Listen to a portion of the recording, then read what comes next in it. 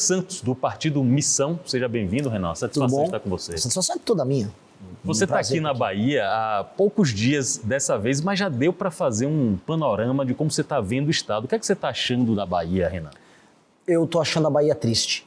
Salvador, em especial, eu estou achando um local triste. Eu já morei aqui em 2008, em Estela Maris. Estela Maris. Estela Maris, já trabalhei em Simões Filho, na parte do Distrito Industrial de Aratu. Sim.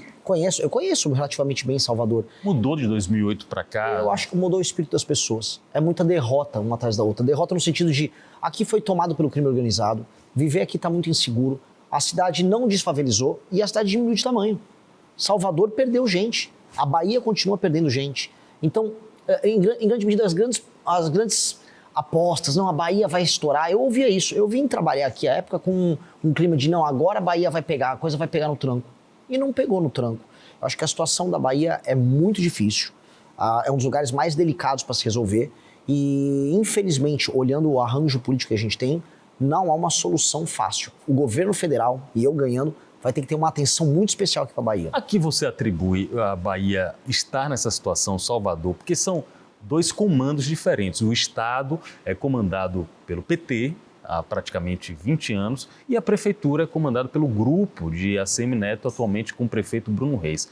Você acha que dessa briga do Rochedo contra o mar, a população está levando a pior? Mas com certeza. O primeiro problema é o seguinte, você tem um modelo antigo, que é um modelo meio coronelista das grandes famílias aqui. O ACM Neto é meio que um herdeiro disso. Falta imaginação para eles. Eles precisam tratar de tornar o Estado um lugar desenvolvido e gerar emprego de qualidade. E tornar, vamos dizer, a lógica velha do Estado assistencial que cuida das pessoas parte do passado.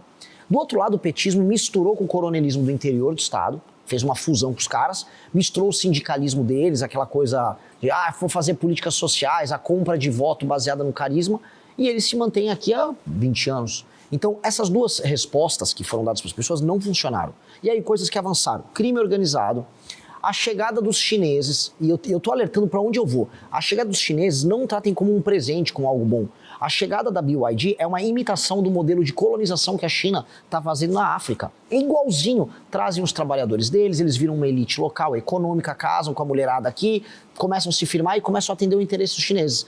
E eles estão fazendo isso, eu sinto isso da parte do governo federal do PT e do governo estadual também do PT, muito porque eles sequer acreditam que a população local vai se adaptar a um regime de trabalho mais intenso como o dos chineses. Então eles largaram mão e aí estão trazendo a chinesada para cá. Então eu olho tudo isso com muita desconfiança.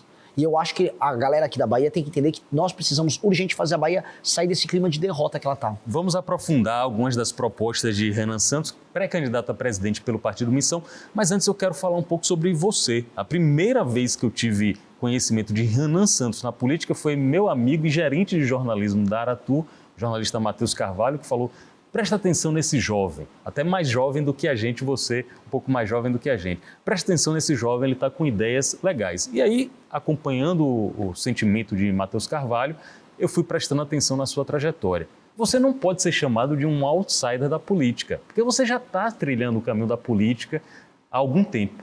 Quem é Renan Santos na política? Vamos lá, Renan Santos fundou o maior movimento político da América Latina, que é o MBL. Fundei junto com o Kim Kataguiri, nosso deputado federal, fizemos as manifestações que derrubaram a Dilma Rousseff, ou seja, eu tenho experiência em derrotar o PT, isso aqui que fique claro, derrotei a Dilma e depois participei das ruas daquilo que foi a prisão do Lula em 2018. Não me rendi ao puxa-saquismo ao Bolsonaro, como boa parte da direita brasileira fez, porque todo mundo começou a puxar saco do Bolsonaro para tirar uma lasquinha do Bolsonaro, da popularidade dele. Só que o Bolsonaro errava, especialmente o filho Flávio, e ninguém apontava os erros. Hoje estamos com o Lula, se a gente não crescer nas pesquisas, praticamente reeleito, porque se ele for para o segundo turno com o Flávio, tá barbada. E por que tá barbada? Porque o Flávio comete todos aqueles erros, e eu tô chamando de erro aqui, bem entre aspas, porque a gente sabe muito bem o que o Flávio estava fazendo. Eu vou prestar atenção maior nisso. O que é que Flávio Bolsonaro foi fazer encontrando com o Daniel Vorcaro no momento em que ele já estava com tornozeleira eletrônica? Troca de favores. O Daniel Vorcaro, ele comprou toda a política no Brasil e parte do judiciário. E quando você compra, você recebe algo em troca. Ele não está só distribuindo dinheiro. Ele mandou dinheiro para o Guido Mantega para ser consultor dele, justamente porque o Guido Mantega ofereceu o quê? Contato com o Lula. Ele também teve contratos com familiares do Jacques Wagner aqui da Bahia. Ele teve contratos que são dos mais diversos com o ministro Lewandowski. Ele teve contrato com outros ministros do STF, o Alexandre de Moraes, acho que é o exemplo mais claro, e ele tinha um contrato porque ele buscava ter algo em troca. Contato, proteção, inserção no governo. Com o Flávio Bolsonaro, ele também teve um contrato. Repare, é um contrato multimilionário do tamanho do contrato do Alexandre de Moraes. E ele não vai querer nada em troca? O que o Flávio ofereceu em troca? Muitas pessoas dizem que foi aquela MP que foi emitida em 2022, durante o governo do pai do Flávio, do Jair, que aumentou o crédito cesta, que aumentou os créditos consignados, que manteve o Banco Master vivo dali em diante. Então, é bom ficar de olho, porque quando descobrirem, a casa do Flávio vai cair. Já está caindo, mas vai cair. E não é muito interessante que a gente está aqui na Bahia e a casa do Flávio está caindo por conta de Trancoso, que aparentemente ele veio aqui para Trancoso tratar de assuntos Dizem que tem vídeos, né? Sim. Até agora não saiu nada. Vídeos bem complicados. E também, por conta, não vamos nos esquecer, do crédito cesta, que aumentou o crédito aqui e começou aqui na Bahia. Tá com o Renan Santos aqui, pré-candidato pelo Partido Missão, visitando a Bahia e tentando preencher uma lacuna que é o que os especialistas apontam do seu teto de votos de pesquisa, né? O teto de avaliação de pesquisa, é justamente o desconhecimento. Sim. Como é que você... aliás, é um problema entre os candidatos, é um problema que dá para sanar em 5, 4 meses. Outros problemas de outros candidatos não dão para ser sanados em 4 meses. Exatamente. Como é a sua estratégia para ser mais conhecido? Trabalhar muito mais de todo mundo. Eu sou uma máquina de trabalhar. Eu estou rodando o Brasil de carro, de avião, do jeito que der, a pé, se precisar, vou a cavalo, vou nadando, eu vou em todos os veículos de imprensa que eu puder, vou conversar com todo mundo, vou ser atacado, vou responder sempre com educação, não lacro para cima de jornalista, mas trago a minha versão dos fatos, minha visão do que eu tenho para o Brasil, e com base nisso a gente vai criando um padrão. E qual é o padrão? Onde eu sou conhecido, eu viro voto. Por exemplo, onde eu sou mais conhecido entre os mais jovens. Onde eu estou entre os mais jovens na pesquisa, em primeiro.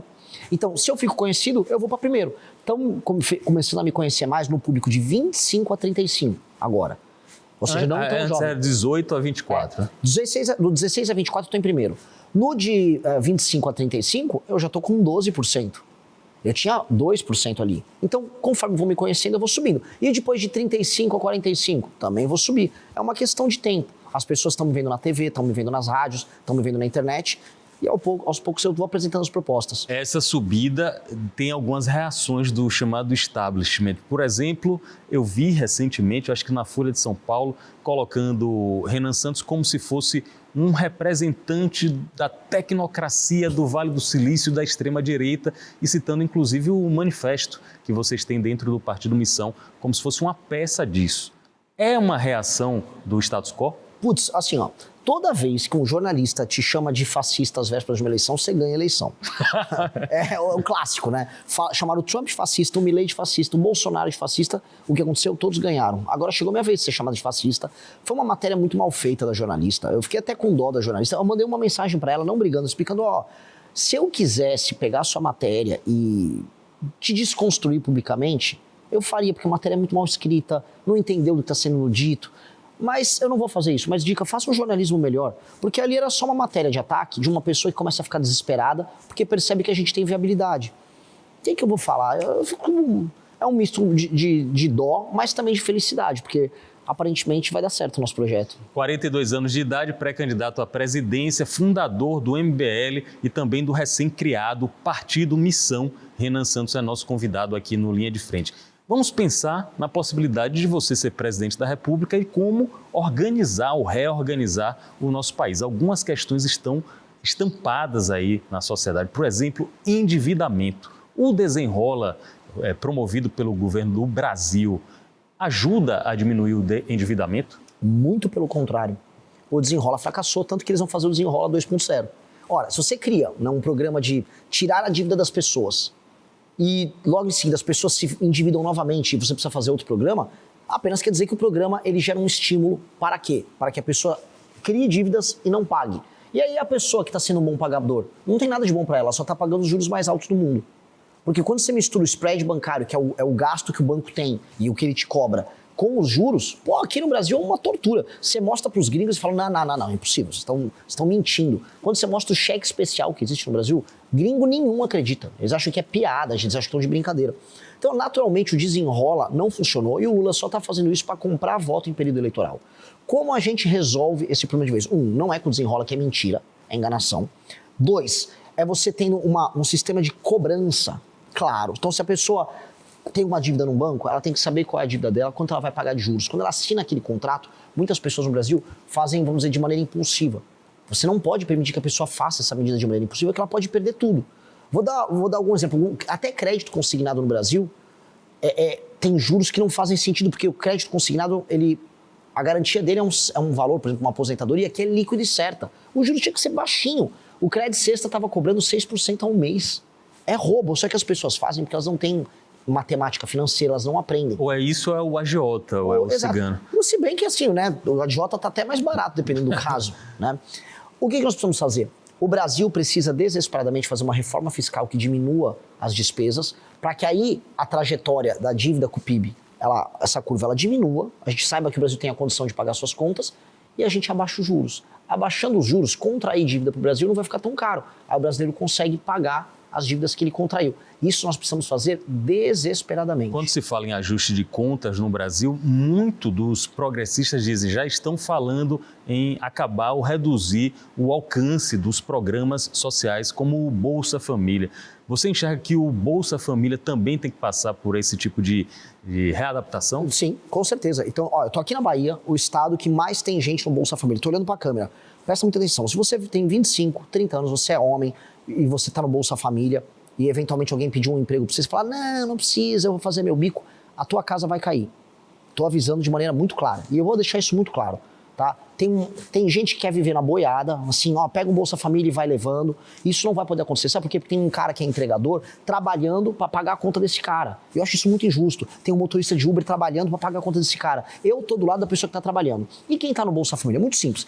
Aqui no interior da Bahia, eu vou visitar essas cidades todas. Tem um monte de município que mais de 50% das famílias estão hoje em alguma medida vivendo de Bolsa Família e emprego na prefeitura. Quando essa pessoa for no CRAS, especialmente o homem que está desocupado, esse cara vai chegar lá e não vai encontrar o cartãozinho, vai encontrar um formulário de uma frente de trabalho. Vamos recapear a estrada aqui, vamos ajudar a capinar, eu vou pagar um valor maior que o Bolsa Família, só que você vai botar um macacão e vai trabalhar com o governo federal e com o governo municipal para resolver isso. E se ele não quiser? E se ele não quiser, não tem mais Bolsa Família. Aí vai ter que se picar. Ou ele arruma um emprego na iniciativa privada, ou ele trabalha com o governo nisso. Agora, ficar em casa sem fazer nada, isso está errado. Isso está moralmente errado. E nós precisamos mexer nisso, porque está sendo criada uma cultura de leniência com o não trabalho.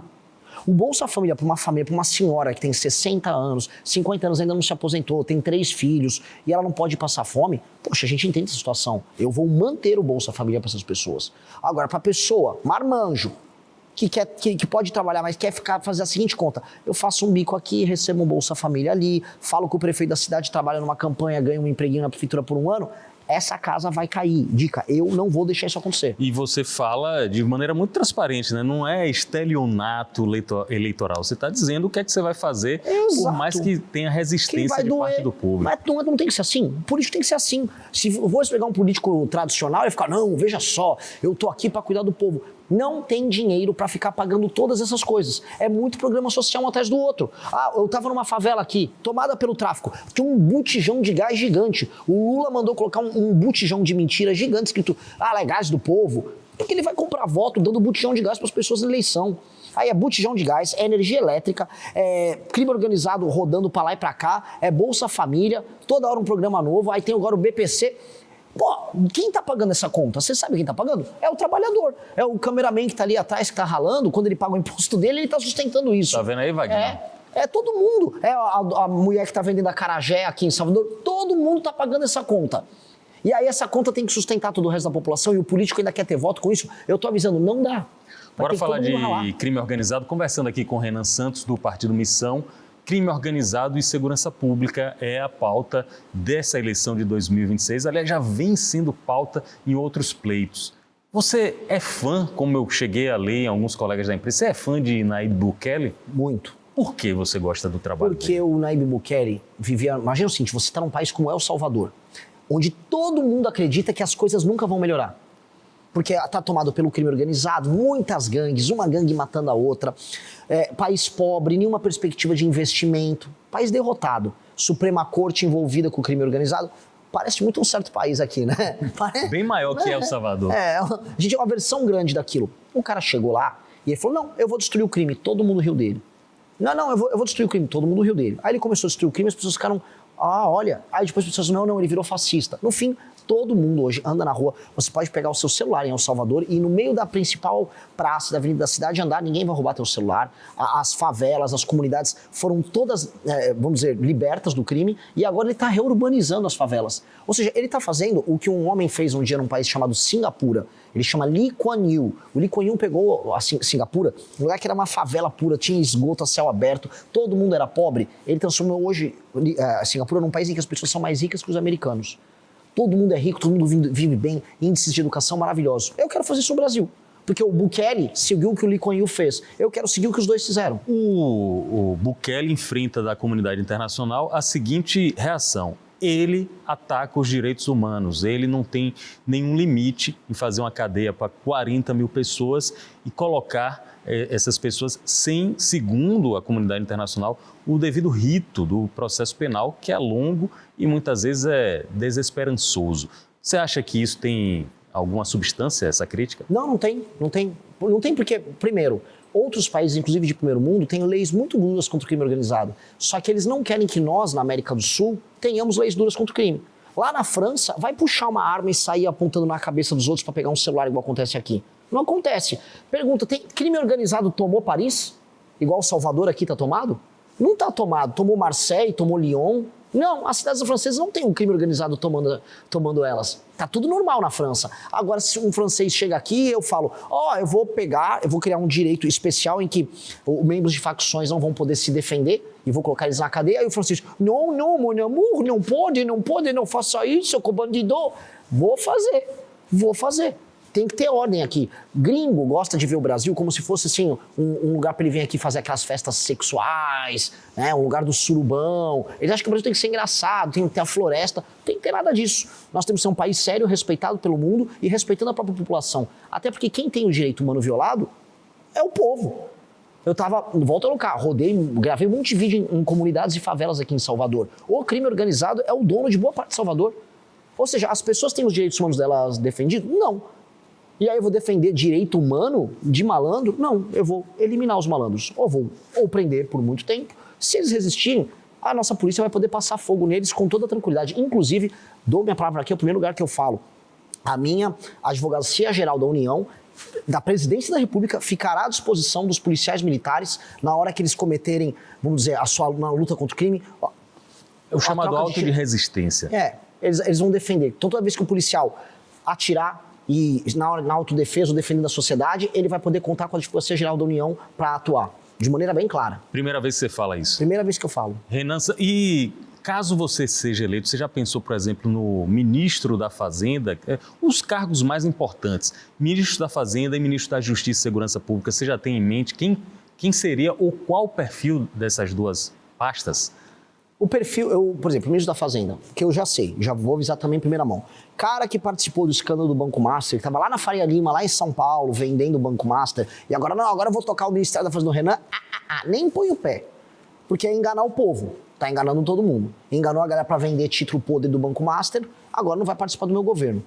2, não vai ser alguém com um perfil também só fiscal. Porque eu sou fiscalista, quero reduzir gasto, vou fazer isso. Tem que ter isso e um perfil ligado à tecnologia, porque o mundo será logo mais o mundo da inteligência artificial e o mundo das terras raras e dos superprodutos feitos com terras raras. E criptomoeda, você... Também sou totalmente favorável. Inclusive, o meu ministro da Fazenda tem que ser amigo das criptomoedas. Tendo essas 3 características, é bem-vindo para participar do meu ministério. Não só como ministro, mas para a gente montar uma equipe nova. Porque não adianta a gente construir, vamos dizer, um Ministério da Fazenda, no Bolsonaro da Economia, que apenas olha assim, vamos cortar gastos. É importante, eu vou cortar muito gasto, sou o que mais vai cortar gasto de todos. Só que a gente tem que falar, cortei o gasto para quê?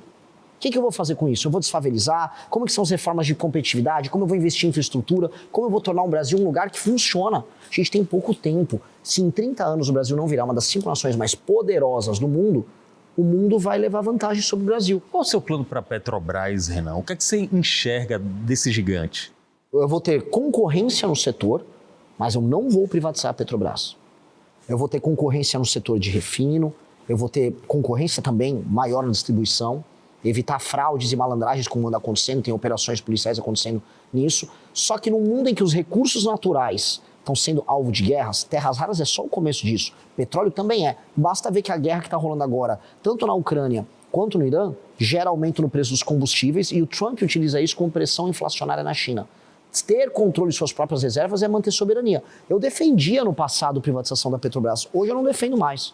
Eu acho que nós não devemos privatizar a Petrobras, até porque vender a Petrobras significa o quê? Entregar ela na mão ou de uma estatal da Arábia Saudita, a Aramco, ou de uma estatal chinesa, ou seja, vai sair do Estado brasileiro e vai para o Estado saudita, para o Estado chinês. Renan não faz Santos sentido. Está conosco aqui no Linha de Frente, conversando sobre as propostas dele, que é pré-candidato à presidência da República. Muitas dessas propostas, algumas, podem ser tomadas por decreto presidencial, mas a maioria tem que ser por PEC, por projeto de lei. Tem que haver uma negociação com o Congresso e o Partido Missão, recém-criado há poucos meses, ainda não tem estrutura para eleger uma maioria confortável de parlamentares. Como é que será sua negociação com o Congresso Nacional?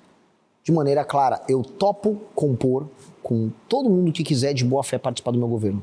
Eu quero fazer um governo de coalizão. E quando eu falo governo de coalizão, não estou falando só dos partidos.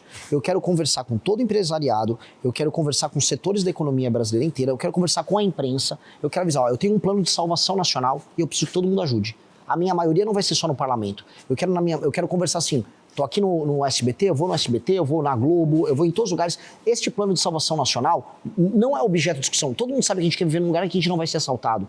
Todo mundo sabe que não está dando para o país pagar as próprias contas. Esse plano de salvação nacional é o básico. Eu não quero me promover com isso. Eu quero que todo mundo tenha um lucro político da gente salvar o próprio país e levar ele longe. Todo mundo quer que a gente explore as terras raras e que faça os produtos complexos baseados nisso. Isso não é motivo de discussão. Esquerda, direita, centro. Então eu vou chamar todo mundo para compor o governo comigo, para a gente tocar essa agenda. De maneira clara, sem problema nenhum. O que eu não vou aceitar? Malandro e vagabundo, gente que vai pegar, por exemplo, um ministério para fazer grana. Isso não vai rolar no nosso governo. Ao mesmo tempo, eu quero mudar a forma como é feita a política no Brasil, especialmente nos municípios pequenos, para mudar a lógica do famoso centrão. E aí eu tenho uma proposta que foi muito aplaudida na Marcha dos Prefeitos em Brasília, que é a Lei de Responsabilidade Gerencial, em que eu vou fazer com que o prefeito que administra bem uma cidade, ele é premiado, o município recebe mais dinheiro, mas o prefeito que administra mal uma cidade, ele não pode concorrer mais a eleições. E o fundo partidário, o fundo eleitoral, não é mais determinado pelo número de deputados, porque os deputados mandam em todo mundo, e sim pelo desempenho dos prefeitos. O prefeito que entrega educação, saúde, segurança, saneamento básico, ele determina o fundo partidário dos partidos. Aí você precisa mexer num chamado Pacto Federativo. Aliás, é uma reclamação, eu entrevisto muitos prefeitos aqui, é uma reclamação que as prefeituras aqui na Bahia, mais da metade, não sobrevivem com recursos próprios, tem que ser por repasse. Para mexer nesse Pacto Federativo, você abre mão de algumas receitas, né? Na União, abre mão de algumas receitas para repassar para algumas prefeituras. Como é que você vai operacionalizar isso? De maneira clara, as prefeituras são também muito mal administradas. Eles não têm foco em resultado. O critério nosso vai ser bem simples. Eu vou colocar, eu chamo de comissariado, comissários do governo federal em todos os municípios que precisam de recursos federais. O comissário vai ajudar o prefeito a fazer a gestão. Um supervisor. É um supervisor. E vai estar ali, ó, você vai gastar em educação, tá tudo certinho. Essa política funciona em educação, vai entrando dinheiro. Conforme o prefeito vai subindo os indicadores de desempenho, ó, os alunos estão indo melhor nas provas, olha, a segurança no município está aumentando, olha, está fazendo as obras para saneamento básico, aí o governo federal manda mais dinheiro.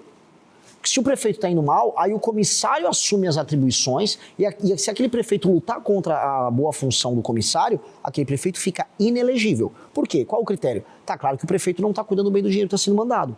Então a gente vai ajudar os municípios a melhorarem. E o principal critério para ajudar o município é o município aumentar a atividade econômica. Porque o município que aumenta a atividade econômica, ele aumenta a arrecadação. Aumentando a arrecadação, ele depende menos do governo federal mandar dinheiro. E aí as pessoas ficam menos aonde? No Bolsa Família, recebendo assistência. A gente faz aquele município funcionar. A melhor coisa para o Nordeste é fazer os municípios aumentarem a atividade econômica, que é o que a gente vê, por exemplo, Luiz Eduardo Magalhães, no oeste do estado. No oeste do estado, os municípios estão bem. Eles geram arrecadação, as pessoas têm dinheiro, as pessoas não dependem do estado, as pessoas compram carro, avião, as pessoas estão mais felizes ali. Mesma coisa no sul, a região de Conquista. Então, eu preciso que a Bahia seja mais assim. E eu vou ajudar a administrarem bem e gerar receita e riqueza para que as pessoas evoluam e não dependam do Estado. Tem alguns gestores públicos que já se incomodam com o piso da Lei de Responsabilidade Fiscal. Por exemplo, muitos acham que 35% para a educação é muito, a população está envelhecendo, os jovens não são tão preponderantes. Você acha que isso merece também ajuste? Não só ajuste, como eu já protocolei através do meu partido uma PEC, que é a PEC fiscal do Kim Kataguiri, que resolve isso. As vinculações, isso chama vinculação. O orçamento fica vinculado obrigatoriamente um percentual para a saúde e outro para a educação. Aí o que acontece? O município que não está nascendo mais criança e as pessoas estão ficando velhas, ele precisa investir mais em saúde do que em educação. Só que ele não pode. Ele não pode. Isso é loucura. Então tem que permitir que tenha essa, vamos colocar aqui, essa liberdade. E outra coisa, os gastos, o critério que gera o aumento dos gastos com isso, são vinculados à arrecadação. E não pode ser assim, porque você prende, vamos dizer, o município no que ele gastou e você vai travando sempre para cima, ferrando o orçamento dos municípios. Eu vou dar muita liberdade com essa desvinculação dos prefeitos. Bora falar de isonomia e autonomia entre os poderes, porque a população leiga, Renan, você sabe melhor do que eu, fica assustada com alguns embates executivo, legislativo, judiciário e também com o protagonismo que o judiciário, que o STF tem nos últimos anos aqui no país. Basta dizer que é difícil encontrar alguém que escale os 11 da seleção brasileira, mas todo mundo sabe escalar os 10 atualmente do STF. Isso incomoda você e como é que você pensa em ter uma isonomia no executivo, já que eu conversei aqui com um especialista, um deputado que foi por 8 mandatos deputado federal, ele falou o seguinte: Bolsonaro terceirizou o executivo para o legislativo, para o Congresso, e Lula terceirizou o executivo para o judiciário, pediu apoio ao judiciário. Como é que você entra aí nesse fogo cruzado? De maneira bem clara, eu represento a retomada do poder pelo poder executivo. País sério, o poder executivo executa. O Brasil hoje não tem isso. Então eu estou vindo com um plano de governo muito sólido. Esse plano de governo parte da seguinte premissa: eu vou aumentar a capacidade de investimento do Estado e o Estado vai fazer as coisas acontecerem. Eu vou destruir o crime organizado em 1 ano, isso precisa ser feito em 1 ano, os brasileiros precisam se sentir seguros de andar na rua com o celular na mão, sabendo que não vão ser roubados, e só o Poder Executivo pode fazer isso. Então, se o Poder Judiciário, eu vou fazer uma operação para limpar, sei lá, o Gamboa do Comando Vermelho, aqui, eu vou fazer uma operação. Se o Judiciário vier não pode, eu não vou obedecer. Eu não quero brigar com o Judiciário, eu não quero nenhuma guerra com o STF, eu não quero nada. Eu quero tocar o programa que me elegeu. Agora, se vier um juiz, o Renan não pode subir com a polícia e junto com as forças armadas ali o Gamboa, porque sim, porque os direitos humanos... Meu amigo, se está dentro da lei, eu vou fazer o que está dentro da lei. O STF tem que parar de ficar invadindo as prerrogativas do Executivo. Não quero brigar com o STF, só parem de ficar fazendo essa palhaçada, porque isso é palhaçada. No Rio de Janeiro, não, por causa da DPF das favelas, o BOP os soldados do BOP correm risco de morrer porque pode vazar a operação. Porque antes tem que comunicar para todo mundo como vai ser feita a operação. É uma loucura, uma operação que tem que ser secreta, vaza. Ainda mais num lugar no Rio de Janeiro em que boa parte das autoridades são corruptas e acabam vazando para o crime organizado. Por isso que muito em operações que o BOP vai tocar na favela no Rio de Janeiro, os membros das facções fogem antes, porque eles conseguem pegar a informação antes. Que absurdo, o STF tem imposto isso. É um negócio que ajuda o crime. Então o STF não vai poder fazer isso. Eu não quero prender ministro, eu não estou na guerra com ninguém. Quem vai fazer isso é o Senado. Isso é um problema do Legislativo com eles. O que não vai ter mais é o STF cruzando linhas. O presidente tem que governar, tem que parar de ser sabotado. Só que para fazer isso tem que entrar um presidente que não tem rabo preso. E eu não estou querendo dizer assim que, olha só, todos os outros são muito ruins, mas assim, tá todo mundo no escândalo do Banco Master. Eu não estou. Não vai vazar nada seu. Não vai, cara, assim, não vai vazar o quê? Eu tocando guitarra sozinho em casa, esses são meus vazamentos, entendeu? O único áudio que vazou nosso foi o áudio do Arthur Duval na Ucrânia, um amigo meu que falou besteira, é isso. Agora, áudio de corrupção, participação em escândalo com malandro são os outros. Aqui a gente está conversando com o Renan Santos e me vem à mente, quando você fala das obras do governo federal, das necessidades, me vem à mente obras aqui da Bahia que são tocadas em grande parte com recursos do governo federal. O VLT, você conheceu a obra do VLT, está já em fase de implantação, e a Ponte Salvador-Itaparica, feita inclusive com recursos e com contratações de chineses. Sim. Você levaria essa obra à frente caso assumisse? Eu acho o PT é muito engraçado. O PT, ele quer as leis trabalhistas mais difíceis do mundo, ele quer ferrar a forma da gente trabalhar, ele quer sempre assim, tem que ter o máximo possível de legislação ambiental para atrapalhar a construção. Aí ele inviabiliza completamente a possibilidade de trabalhadores brasileiros e empresas brasileiras entregarem uma obra. Aí o que ele faz? Chama um chinês que não precisa seguir nenhuma dessas regras para tocar a obra. O PT é muito filha da mãe. Eu acho isso de uma cara de pau. Deu problema também no Ministério Público do Trabalho, né? Lógico, mas quem empodera também o Ministério Público do Trabalho para parar qualquer obra? O próprio PT. O PT é o inimigo de construção de qualquer coisa. Aí quando está num estado governado por eles, falam, nossa, acho que a gente precisa, né, tocar as coisas, mas não está dando certo. Então eles chamam um chinês. E eu acho isso de uma cara de pau.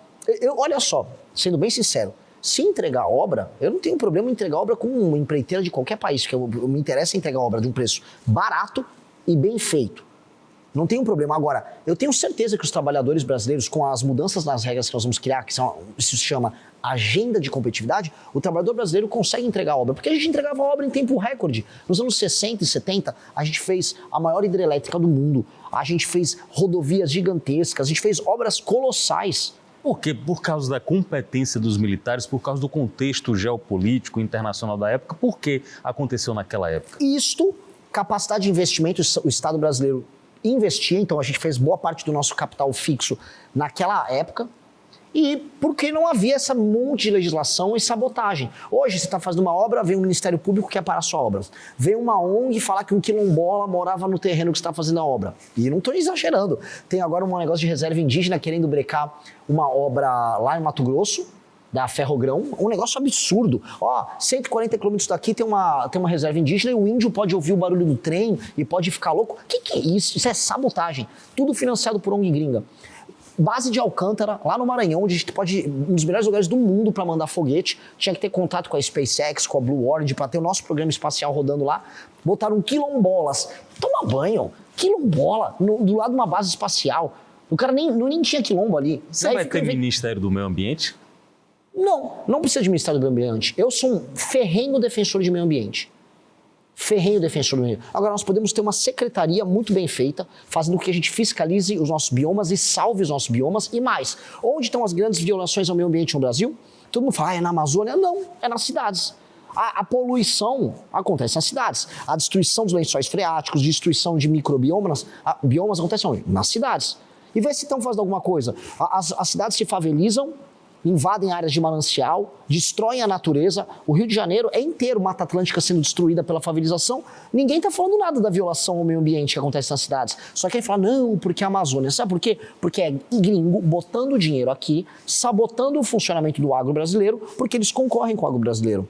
Por fim, eu quero saber sobre palanque na Bahia. É uma dúvida que todo mundo tem. O Partido Missão, recém-fundado, tem alguns egressos do MBL, do Movimento Brasil Livre, mas ainda não surgiu, pelo menos de público, Renan Santos dizendo eu apoio esse candidato a governador, esse candidato a senador. O que é que você está montando nesse aspecto, Renan? Eu espero fazer anúncios aqui até o final da minha viagem, que permitam a gente montar o time para o Senado e para o governo. A gente está conversando internamente. O que é que você busca?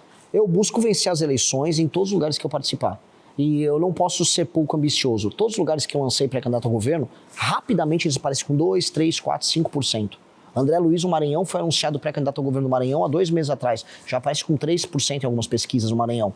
Isso já passa a definir o resultado da briga dos outros candidatos. Isso permite que eu eleja deputados pelo Maranhão.